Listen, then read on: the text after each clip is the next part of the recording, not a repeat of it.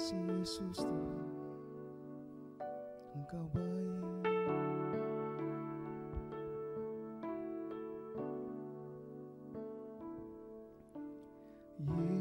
Yesus, Kau telah memulai segala yang baik dalamku. Engkau menjadikanku serupa gambaran-Mu dan berharga di mata-Mu. Yesus, Kau telah memulai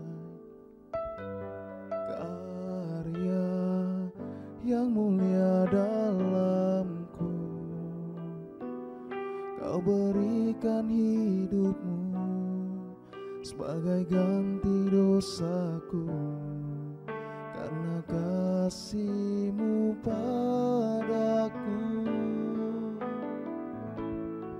Sekarang ku memuji-Mu, Allah yang setia, yang tak pernah meninggalkan perbuatan tangan-Mu. Sekarang ku menyembah-Mu, Allah yang mulia, sempurnakan segenap hidupku agar indah bagi-Mu. Sekarang ku memuji-Mu, Allah yang setia, yang tak pernah meninggalkan perbuatan tangan-Mu. Sekarang ku menyembah-Mu, Allah yang mulia, sempurnakan segenap hidupku agar indah bagi-Mu, agar indah bagi-Mu, agar indah bagi-Mu.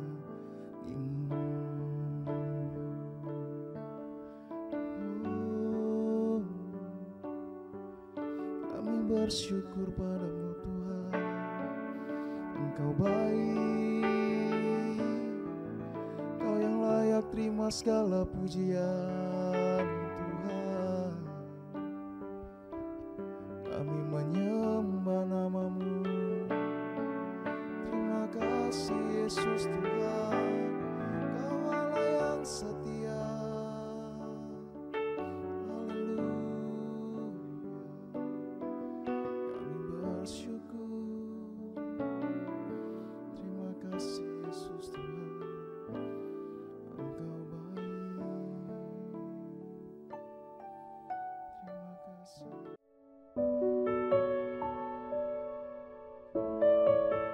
Shalom, puji nama Tuhan. Sermon kita hari ini saya ambil dari Injil Matius 4 ayat 19 sampai yang ke-20. Berjalan di belakang Yesus. Yesus berkata kepada mereka, "Mari ikutlah aku dan kamu akan kujadikan penjala manusia." Lalu mereka pun segera meninggalkan jalannya dan mengikuti Dia. Saudara yang dikasihi Tuhan, seringkali kita mendengar kebenaran firman Tuhan atau khotbah-khotbah berjalan di belakang Yesus ini mungkin jarang kita dengar. Tapi apakah kebenaran firman Tuhan yang barusan kita baca ini, Yesus mengajak murid pertama kali, Dia hanya berkata, "Mari ikutlah aku." Saudara, kalimat singkat ajakan Yesus itu telah mengubah hidup 12 orang Galilea. Dan di kemudian hari ribuan bahkan jutaan orang lainnya di segala benua sampai hari ini. Begitu banyak orang diubahkan, begitu banyak orang dipulihkan, begitu banyak orang diselamatkan. Ayat yang barusan kita baca di sini, Matius 4 ayat 19 sampai 20, Yesus berkata kepada mereka, "Mari ikutlah dan kamu akan kujadikan penjala manusia." Lalu mereka pun segera meninggalkan jalannya dan mengikut Dia.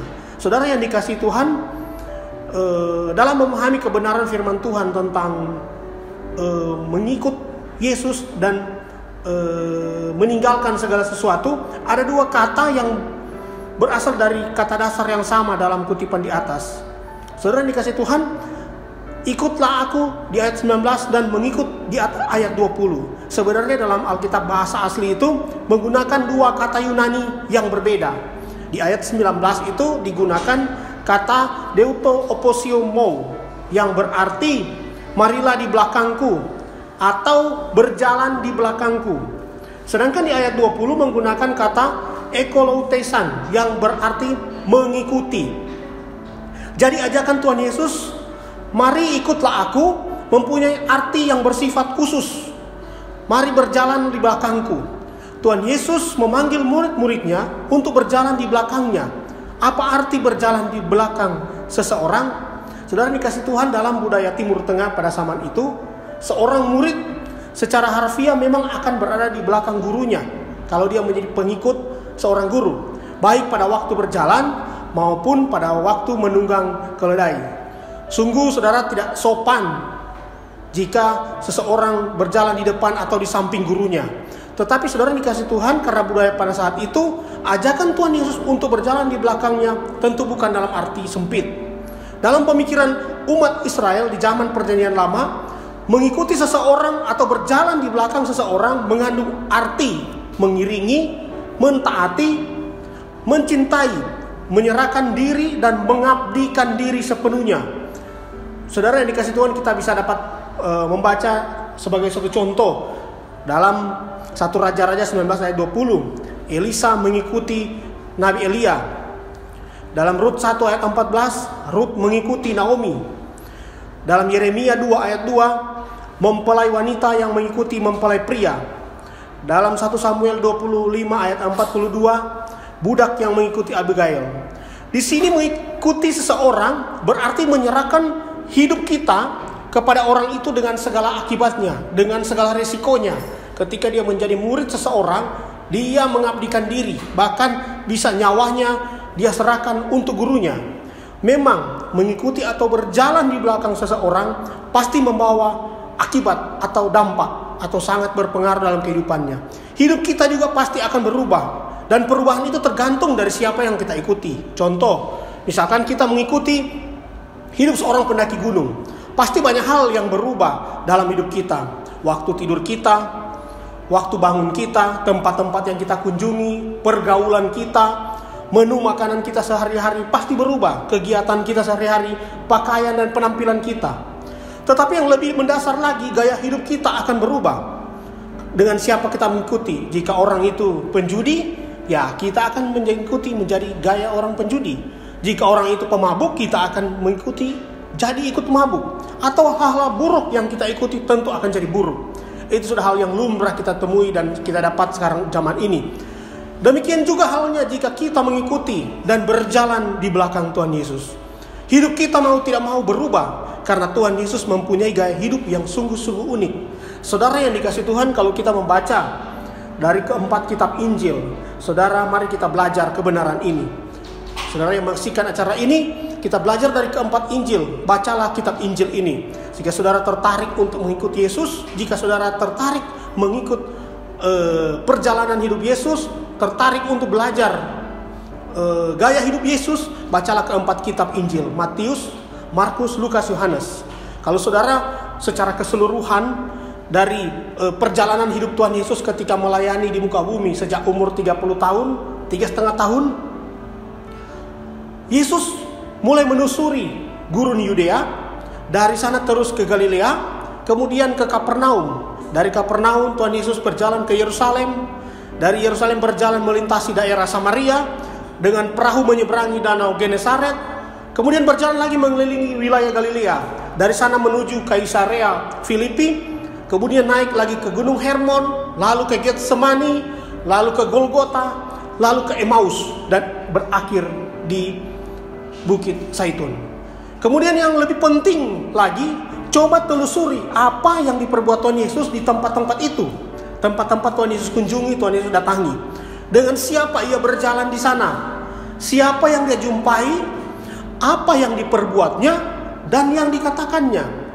Berjalan di belakang Tuhan Yesus dan mengikut dia keluar masuk desa dan kota, turun naik lembah dan bukit, melintasi gurun dan kebun anggur, mengamati segala sesuatu yang diperbuatnya dengan orang-orang di situ, dan merenungkan segala sesuatu yang diucapkannya. Pasti akan membuat kita terkesima bahwa Yesus itu sangat unik, bahwa Yesus itu sangat luar biasa. Memang berjalan di belakang Yesus akan menjadi kita terkesima, yaitu prioritas hidupnya unik, keprihatinan hidupnya juga unik, dan orientasi hidupnya juga pun unik. Oleh sebab itu, dengan berjalan di belakang Yesus, mau tidak mau kita pun belajar mengubah apa yang perlu kita utamakan dalam hidup kita, lalu belajar memahami apa yang diutamakan Tuhan Yesus, mengubah apa yang perlu kita prihatinkan dalam hidup kita, lalu belajar merasakan apa yang diprihatinkan Tuhan Yesus, mengubah arah hidup kita, lalu belajar memegang arah hidup Tuhan Yesus. Dengan mengikuti Tuhan Yesus, mau tidak mau kita akan berubah. Sungguh janggal jika kita berjalan di belakang Yesus, mengikuti Yesus, namun gaya hidup kita sama seperti semula. Harap saudara yang dikasihi Tuhan, jangan kita salah paham. Perubahan bukanlah suatu tuntutan. Mungkin sering kita belajar mengikuti Yesus punya tuntutan ini itu. Tidak saudara, kalau kita belajar keempat Injil, Yesus tidak pernah menuntut suatu perubahan. Tuhan Yesus tidak menuntut kita berubah. Kalau kita belajar dari kebenaran ini yang kita baca di Injil Matius 4 ayat 19 tadi itu, Tuhan Yesus hanya mengajak, mari ikutlah aku. Mari ikutlah aku. Otomatis kalau seseorang mengikut Tuhan Yesus, dia akan melihat segala perbuatan-perbuatan Tuhan Yesus yang dikerjakan dalam hidupnya. Tuhan Yesus hanya mengajak kita berjalan di belakangnya. Dan jika kita berjalan di belakangnya, mau tidak mau otomatis kita akan berubah. Kenapa? Saudara yang dikasihi Tuhan, saya katakan kita akan berubah kalau kita mengikut Tuhan Yesus. Saudara, Tuhan Yesus yang adalah Allah 100% sanggup mengubah hidup kita dengan cara kita merespon panggilannya, mengajak mengikut Dia. Kalau kita respon panggilan Tuhan, kita respon ketika Tuhan Yesus mengajak mengikuti Dia, mempelajari kitab Injil, kita akan diubahkan, kita akan berubah secara otomatis. Tuhan Yesus tidak menyuruh kita berubah, melainkan mengajak kita berubah. Jadi ajakan Tuhan Yesus ini, misalnya saja khotbah di bukit, kalau saudara perhatikan di Injil Matius pasal yang kelima, bukan merupakan suatu petunjuk tentang bagaimana kita harus hidup, melainkan gambaran bagaimana kita akan hidup jika kita berjalan di belakang Dia, jika kita berjalan di belakang Yesus, jika kita menjadi pengikut Yesus. Untuk berjalan di belakangnya, Yesus tidak membebani kita dengan tuntutan, syarat, peraturan, suruhan atau larangan. Yang dilakukan Yesus adalah mengajak kita untuk berjalan di belakangnya dan mengikut Dia. Ajakan itulah yang perlu kita respon. Ajakan itulah yang harus kita tangkap. Sambil berjalan itu nanti kita akan terus mendengar dan melihat kepadanya, yaitu mendengar dan melihat prioritasnya, melihat keprihatinan hidup Tuhan Yesus ketika dalam pelayanan dan orientasi hidupnya kemana. Itulah yang perlu kita lakukan, itulah yang perlu kita contoh. Prioritasnya Tuhan Yesus itu memberitakan kerajaan Allah sudah dekat. Kita juga otomatis akan seperti itu, menjadi orang yang suka memberitakan Injil kerajaan Allah. Keprihatinan Tuhan Yesus melihat orang-orang yang tersesat dalam pengajarannya. Kita juga berani menentang orang yang punya pengajaran sesat. Orientasi hidupnya selalu melayani jiwa-jiwa dengan penuh belas kasihan. Demikian juga dengan kita. Kalau kita menjadi mengikut Yesus, kita menjadi pengikut Kristus, kita akan punya belas kasihan terhadap jiwa-jiwa yang belum mengenal kebenaran. Berjalan di belakangnya, mungkin berjalan ini akan susah dan berat. Mungkin berjalan ini banyak rintangan dan penderitaan. Tetapi kita tidak akan ditinggalkan Dia sehingga kita tidak akan berjalan seorang diri. Kita diajak berjalan terus, berjalan di belakangnya dan mengikuti Dia. Mungkin ayat-ayat yang sering kita baca, mengikuti Yesus harus menyangkal diri, pikul salib dan ikut Yesus, sering menakuti kita. Tapi percayalah, jika kita segenap hidup kita selalu ada dalam Yesus, pasti syarat itu tidak akan menakuti kita. Lagi karena kita tahu bahwa hanya Yesus, mengikut Yesus, pengikut Yesus di belakangnya yang ada sukacita surgawi. Saudara yang dikasihi Tuhan, ketika kita belajar kebenaran ini, mari saudara yang dikasihi Tuhan, biar renungan ini datang kepada kita, mengajarkan kita bahwa suatu kebenaran ketika Yesus mengajak kita, responlah panggilan Tuhan, responlah ajakan Yesus, dan ketika kita berada di dalam Yesus, mengikuti apa yang Tuhan Yesus ajarkan, otomatis kita akan berubah. Kita akan punya gaya hidup seperti Yesus karena kuasanya begitu nyata dalam hidup kita, dalam keserian hidup kita. Kiranya Tuhan memberkati. Amin. Kita berdoa. Terima kasih Tuhan. Kami mengucap syukur atas segala kebenaran firman-Mu yang sudah datang kepada kami. Engkau mengajak kami Tuhan untuk menjadi pengikut-Mu. Tapi kami yakin dan percaya ketika kami percaya mengikuti Engkau, di dalamnya Tuhan ada sukacita, damai sejahtera. Ketika kami meresponi panggilan Tuhan, ada sukacita, damai sejahtera. Ada berkat-berkat khusus yang Tuhan sediakan bagi kami. Terima kasih Tuhan. Biar Engkau meteraikan kebenaran-Mu Tuhan. Sesuai dengan kehendak Tuhan, kami boleh melakukan apa yang menjadi bagian kami. Kami menjadi pengikut Engkau Tuhan dengan penuh sukacita, tanpa ada paksaan. Terima kasih Tuhan. Kami bersyukur. Berkati pelayanan kami, berkati kegiatan-kegiatan kami, berkati kota kami Tuhan, berkati bangsa negara kami. Segala kemuliaan, hormat, syukur hanya bagi-Mu. Kami berdoa mengucap syukur dalam nama Yesus. Haleluya. Amin.